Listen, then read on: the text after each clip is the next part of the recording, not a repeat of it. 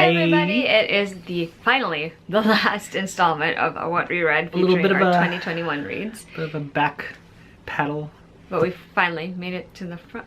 Anyway, this is the last set of 2021 reads that we need to sort of talk about here on the channel. I'm going to kick things off by talking about an adult contemporary romance called The Donut Trap, which is by Julie Tu. It is about a young woman who feels like she's trapped, sort of.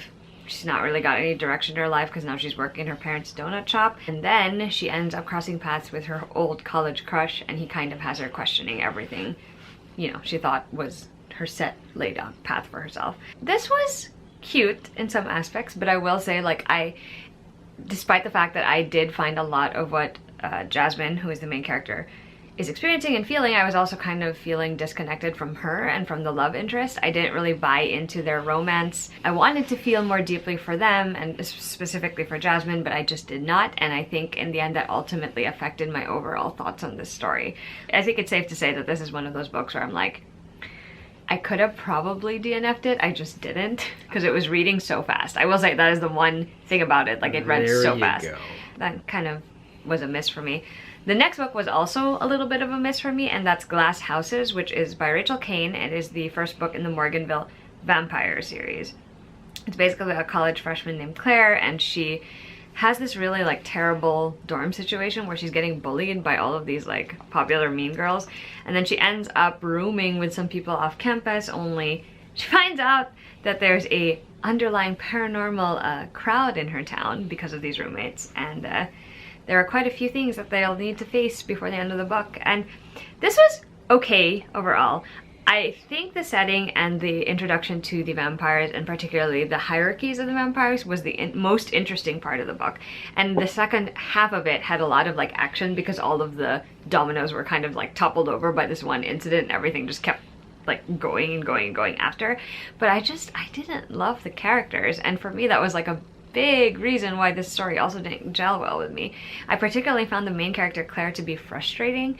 She's a little naive in a lot of ways. Well, not a little naive. She's definitely naive in a lot of ways, and I could sympathize with like the agony she'd experienced just because of the mistreatment that she has, but at the same time I was like, really, child, come on, you gotta use that brain of yours, you can do it. I would also check content warnings for this book. I don't think I anticipated quite as much of the start of it as I would have otherwise. So yeah, it was another read that was just okay, unfortunately. The next set of things I want to talk about is a series. It's a series of 4 books, and it is the Four Horsemen series by Laura Thalassa. So the books are Pestilence, War, Famine, and Death. And this is an adult romance fantasy series that features the Four Horsemen of the Apocalypse. And if you're thinking, how in the world is that possible? Let me tell you that in fairness to Laura Thalassa, she really convinced me that I could root for just about every single one of these horsemen to end up with the person that they're meant to end up with in the book. I will say, prior to anything else, again, this is one of those series where you gotta check the content warnings because obviously they're the Four Horsemen, they're bringing death and destruction everywhere they go, and this includes a lot of things that can be triggering or terrible to read about. In fact, it was very disturbing to me. Although I will say I found the first book the most disturbing, and the rest were disturbing too in some aspects, but not nearly as much as the first one for me. Overall, the series is super bingeable considering that the books are pretty darn long. I, again, am impressed by the fact that Laura Thalassa just had this mythology, I guess, sort of woven together from what we know of the Four Horsemen. Like, she managed to sort of give us a contemporary version of them and to convince us of who they might be as people if they were given human form. It was just interesting to see them sort of have to interact with someone human, usually in the form of a human woman or human female, and just to see how that sort of changes them at the course of their stories. Like, they have varying personalities, but all of them are hell-bent on, you know, completing the mission that was laid out before them, which is obviously to spread pestilence, to spread famine, death, war. It's just interesting, and I enjoyed, like, the fact that that conversation would happen in every single one of the books where the person that they meet will challenge them and be like, what do you do? Yeah, what are you doing? Who gave you the right to do it? And is there nothing about humanity worth saving? It's just an interesting story. Of the 4 books, I think War is my favorite. His book has very Khal Drogo and Daenerys vibes in the story, which is probably why I'm so partial to it. But I also was surprised because I ended up really being interested in Famine's book, and I did not think that was gonna happen. Like, it's a very strange thing to me. But overall, I am glad I finally binge read this series. Like, I am glad that I took the time to read it, because I was really curious, because I'm like, can you convince me to care about these characters and these people? And Lord of the Lassa did, and at the end of the day, that's a success in my book. So yeah, just be careful, check out the content warnings, trigger warnings, but overall I actually thought it was a very good series and ultimately worth the read. We have a couple more books. We have, well, let's talk about the one I don't own first, and that book is When You Get the Chance, which is by Emma Lord. This is a YA contemporary where it's got sort of like a reverse Mamma Mia type situation. So Millie is the main character, and she is dead set on becoming a Broadway star. And, you know, everyone in her life has been very supportive of this, but when something sort of drives a wedge between her and her father at the start, by some twist of fate, she and her best friend end up unlocking, or finding, stumbling across, her dad's live journal account, and she discovers that there are three possibilities for people who could be her mother, because her mother has never been in the picture. And so she decides that she's gonna try to figure out which of the three women is gonna be her mom. Wow. I was really pleasantly surprised by this book. Like, I have enjoyed Emma Lord's work, I have, and I'm always interested in books that feature New York as a setting. I love that this was set in New York. I love Billy as well, because she's vivacious, she's really got like this big personality, and she's just determined to follow her dreams, and you can't help rooting for her because she just wants it so badly. It sounds on the surface like Millie's really just trying to sort of mend things with her dad so that her dad will give her permission to go to this school that is good for Broadway aspirants, and also to find her mom. But the truth is that it's more, Millie ends up discovering more about herself and her personality and what she really wants, and she ends up really coming to appreciate the people around her, both new and old. And this was charming, it was funny, like it just had such a great sense of like New York place too, which I really enjoyed. So yeah, I definitely recommend checking out Emma Lord's latest. It was a delight from start to finish, and so good, just so enjoyable, really. All right, we're gonna talk about this book. We read it for our family book club, and that book is Ugly Love by Colleen Hoover. I think, if I remember correctly, this is probably my second Colleen Hoover book, and the one thing I will say about her writing is that it's super easy to read. Like, I flew through this book. I think I read it in a day or less, just because it was just that easy to read. But the other thing that Colleen Hoover is well known for is that her stories have a lot of angst in them. This one in particular is about a young woman named Tate. She moves in with her brother temporarily, and she ends up meeting his next door neighbor, who also happens to be his friend, and his name is Miles. There's instant chemistry there, but Miles refuses to be in any sort of committed relationship long term, and so they strike up a friends with benefits type deal. The story sort of delves into that, and as the past starts to come to light and things start to get unraveled, it kind of goes from there. Again, very angsty, very dramatic. I wasn't necessarily a big fan of the type of drama in the story. There was a lot in it where I was like, wow, that's high on the drama. But if you are in the market for that, this might be the book for you. I know a lot of people say that this one makes them cry a lot, and I was just like, did not do that for me whatsoever. It was quick. I think that is the most that I can say about it. Not particularly memorable to me. Overall, this was just okay for me. That is the first half of the video for me, and now it is your turn. And now it is my turn indeed. So, again, comics up and down the wazoo. However, a brief foray into the Magic the Gathering world, because last year I did read, and it is worth mentioning to me personally, the Magic the Gathering Planes of the Multiverse, A Visual History, sort of like by Wizards of the Coast. So I have been playing Magic the Gathering again from since the last time I did that was probably like early adulthood, and definitely like mid-childhood. But what inspired me the most, I want to say, is the stories behind these expansions, like these cards. So it's more than just you got a bunch of cards and you're just trying to like kill people with the most highest amount of efficiency. It's really just because there is a rich sort of like set of stories that you sort of like want to like swim through. And so while they have moved away from the stories that sort of made me love the Magic the Gathering series back in the day, this visual history sort of alludes to that and begins to talk through sort of like the Super Friends era, which I like to call the Gatewatch, where you have these super powerful sort of like wizards who have transcended to a new state of existence called Planeswalker Ring. That's not the official term, but they're planeswalkers. And that just basically gives them the ability to go shift from plane to plane. Very Doctor Strange, but more multiverse, less time and space, more dimensions, right? Okay. It really gives you all of the breathtaking art and all of the sort of like little bits of history, so that even without reading all of the immense amounts of like printed media about the universe, you get to follow along visually and summarize, oh, that's where this thing came from, that's where that came from, Okay. oh, that's what shook down in that particular plane, and that's why, you know, Pretty Boy had to like leave and go bother other people. It's literally that high level and that sort of fun. So I did want to give that a shout, because if you are a Magic the Gathering fan, this is a lovely addition to your coffee table or your Kindle, which is where I keep all of my stuff. Because now you got to like zoom in on like the stuff, and you're like, oh, I didn't know that guy was in that art, you know, that kind of thing.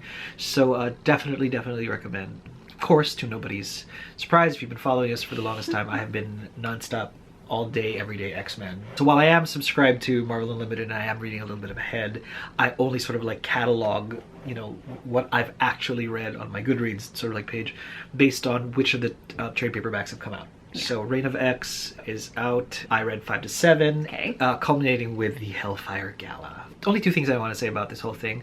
Again, if you're an X-Men fan, this is the best way to get jumpstart sort of like reading comics all over again. Yeah. Because straight from the ground up, literally, X-Men history has literally been rewritten. But unlike the previous, you know, sort of like retcons where it's just, yeah, we did new stuff and you just accept that this is what happened now. Here they're like, no, this is the thing and it's happening right now, but this is why. And it's sort of like accepted.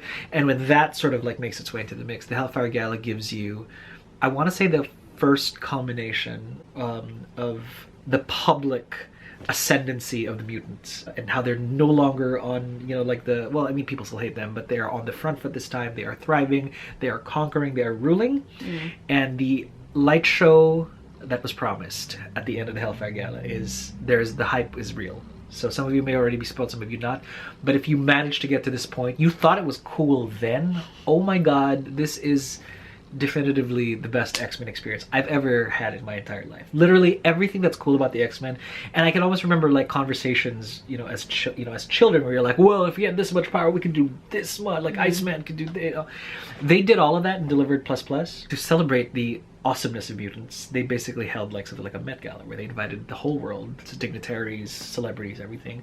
Dress in your finest. We're gonna take you to like this whole event. Last but certainly not leastly, Storm. If you're a Storm fan, this entire Jonathan Hickman run will give you the best, arguably, Storm moments of all time. Go check out the Marauders arc, because she does truck with Captain Kate Pride for a little bit. But the Hellfire Gala sort of transitions Storm into the new thing that she's going to do now that she's sort of like done with her run with Kate. And I do not want to spoil, but it is like, I thought I couldn't love Storm more. Apparently they've given us a gift, I tell you. So if you're a Storm fan, just pick it all up. It's just like, even no context, just the woman is wearing a shawl made out of atmosphere, dead ass atmospheric clouds following her around like a train. That looks like clothing, but it's like semi-precipitation almost, on top of some really dope threads. I mean, how can you not? How can you?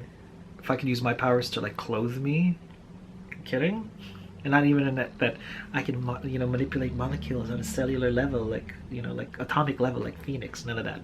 I'm talking like legit. Let's just, you know, throw some shade in here. Yeah, that's literal shade. So that's me. I'm done. X-Men forever. Sorry, I had to pick up a pile of books. Of course. Next book I'm going to talk about is a YA fantasy book, and that is Nightrender by Jodi Meadows, which is the first in a duology. Wow, that is shiny. Sorry, very distracting. Anyway, this book follows 3 main perspectives. There is a prince, a being known as the Nightrender, and a princess. The princess is named Han, and she is off to marry Ruin in an arranged marriage in an attempt to form an alliance between their kingdoms, except that Han has more plans than that. Nightrender is summoned when basically their kingdoms are surrounded by this sort of barrier that acts as a wall between them and this evil that keeps encroaching. And Nightrender is summoned when it starts to look like there are weaknesses in that barrier, and the whole story is basically unraveling like how they're going to push back against the forces of evil, but also this tenuous alliance between the kingdoms that exist. And it's a good YA fantasy story. I'll admit it's not my favorite of Jodi's works, but I did quite enjoy the characters and seeing their journeys play out. Nightrender is an interesting character in particular because she is this mythic being that was you know, said to be able to do such great and powerful things. And when you meet her in this book, she's actually struggling, and she's trying to figure out why that is, because her memory is a bit fragmented. So I enjoyed that. And Rune is a cinnamon roll sort of hero who just wants to do the right thing and live up to the sort of position that he's now in. And then you have Han, who is kind of like ruthless, and she's like, I'm not going to stop at anything to get what I want. It's an interesting juxtaposition of these three characters against one another, and that made for a compelling read from start to end. Lovely. Then we have a holiday read. We have The Holiday Switch, which is by Tiff Marcello. It's a pretty short book. So it's about a girl named Lila. She is trying to like make more money to save for her college fund. She's also a secret book blogger. Her parents don't know that she is, but she is rather successful at what she does. She has the best holiday plans ever, especially when the place where she works at decides to coordinate an event featuring the celebrities in a movie that was set in their small town. However, things kind of get derailed when she meets the boss's nephew, who comes back to town and also starts working with her at this place. Things kind of go from there. This is a really cute story. It's not necessarily the most memorable, but it did put me in a bit of a holiday mood, and I also loved the small town setting, the fact that Lila was a kind of a blogger.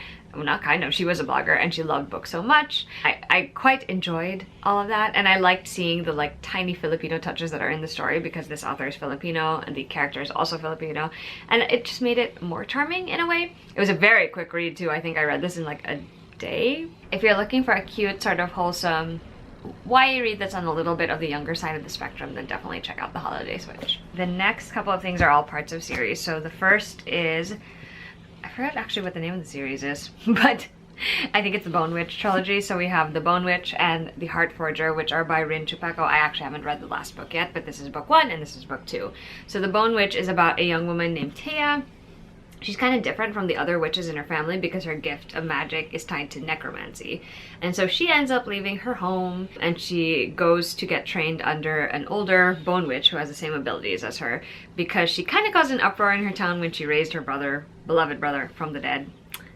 Whole story. And it turns out that Taya and her mentor and a couple of the other people in this world are going to have a bigger role to play in terms of the political machinations of their home kingdom and the kingdom surrounding them, and that escalates in book 2. The first time I read this book, I thought it was really good, but I had a hard time wrapping my head around the sort of mythos and lore of this world.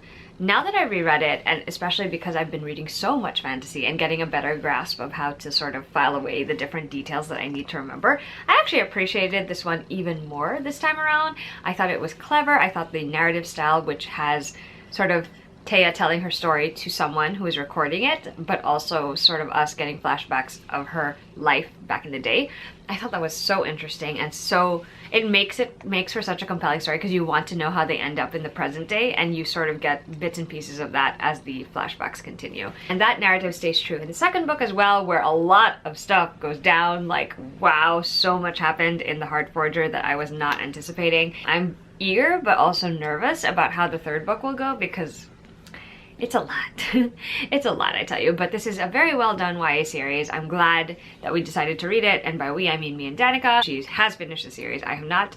I'm looking forward to seeing how things kind of end for Taya and her cohorts in the last book of the series. Next is the latest installment in the Guild Hunter series, and that is Archangel's Light, which is by Nalini Singh. This is book 13, I want to say, and it specifically focuses on two characters that I have loved since the beginning, and that is Iliam and Edoan. They basically grew up, they were childhood best friends, they were friends since they were babies, and then there was this terrible incident that happened to Edoan as an adult. He is rescued and he has recovered from it, but it sort of starts a rift between the two of them, and that rift has grown deeper and deeper, and in this book they're forced to kind of address that. I love this book so much, and not just because it's about two of my favorite characters in this universe. I really like the fact that we also get glimpses of their past together and sort of the different incidents that either drew them closer or that they share in common, and it's just so wonderful to read. Like, there's also like this big external thing going on, obviously, and it kind of sets things up so that there will be more going on in the Guild Hunters world outside of them. But just watching the two of them together and how they really have to navigate the history of their relationship, but also the present day status of it, was wonderful. I thoroughly enjoyed it. I highly recommend this series if you haven't read it already, and I definitely love this book. And last but certainly not least, we're going to talk about a reread. So last year I was supposed to finish rereading the entire Throne of Glass series with Maki and Danica. Maki finished the series, Danica only finished it early this year. I have not even finished it yet. I've still got to read Kingdom of Ash. But the last Throne of Glass book I reread last year was Queen of Shadows. By Sarah J. Maas. We're not going to get into the plot of this one because we have talked about the series enough on the channel, but I will say it was funny to me rereading this book now because I still quite enjoyed it, but I also realized there are parts of it that I don't necessarily love. And I think it's just the more that I get exposed to different sort of characters, specifically female characters, like I now understand more like what personalities sort of suit me the best and what personalities like I'm normally like fine with as well. And in this case, like it was just interesting to me to see how like my perspective on a couple of things had changed. Like I had the most fun rereading it, and I still got emotional at the end of this one. But I will say there were a lot of moments where I was very frustrated while I was reading this particular installment, and that surprised me because this had actually always been my favorite outside of Kingdom of Ash. So all in all, it was a very interesting reread experience. I still enjoyed myself tremendously, still think it's a very strong addition to the Throne of Glass series, but I will say, rereading the series is very interesting to me because I feel like my perspective changes all the time as to what I'm enjoying the most about it and what I might not enjoy quite as much on a reread, but Lots of growth. Gotta, I guess, you know, I've changed as a person. This book has not changed, obviously, because it is the same book that I read. It's just interesting seeing how that changes, you know, with time. What an esoteric thought. And we change around the books that we love. Right? Interesting. Just an interesting thing. Anyway, those are all the books that we have to talk about for this particular What We Read, and it actually wraps up all of the 2021 books we have not yet talked about. So any other What We Read coming in the future will be all 2022 things, which is exciting. We hope you guys enjoyed seeing this video. If you have any thoughts on the books that we mentioned, please leave them down below in the comments. We would love to hear them. And we will see you guys with a new video soon. Bye.